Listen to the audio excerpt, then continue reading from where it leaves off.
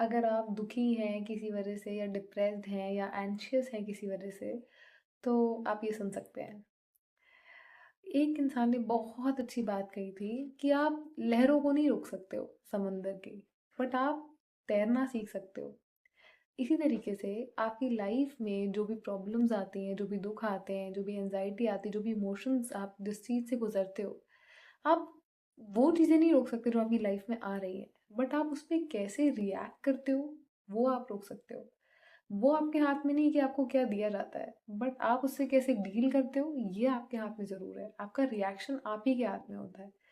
तो आज हम बात करेंगे कि हम कैसे सही तरीके से रिएक्ट कर सकते हैं जब हमारी लाइफ में, जब हम कोई दुखी हैं, जब हम एंशियस है, जैसे हम किसी ब्रेकअप से गुजर रहे हैं, या जैसे हमारी जॉब चली गई है, या जैसे कुछ भी ऐसा कुछ हुआ है जो बहुत एंशियस हमें सैड कर रहा है।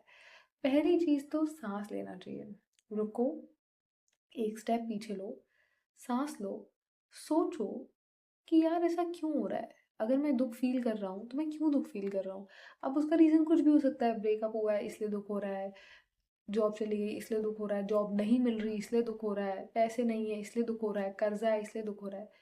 तो दुख मनाने, अब अपने आप से ये पूछो कि यार दुखी होना सही है। दुखी इस मोमेंट में कोई भी नॉर्मल इंसान को दुख होगा, लेकिन क्या उस दुख से मुझे कुछ मिल रहा है? क्या यहाँ बैठे बैठे दुखी हो के, खराब गाने सुन सुन के क्या मुझे कुछ मिल रहा है? नहीं।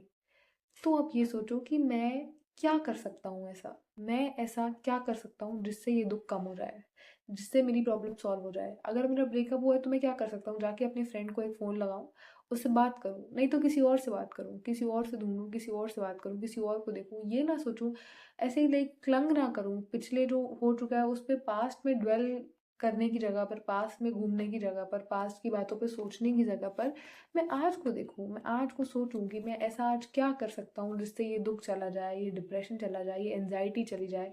घर में बैठे बैठे गाने खराब सुनने से, अपनी लाइफ की शिकायतें करने से कुछ नहीं मिलने वाला है। सुने, देखो ये सब चीज़ें वैलिड है, बिल्कुल वैलिड है, ये सब फीलिंग्स होंगी।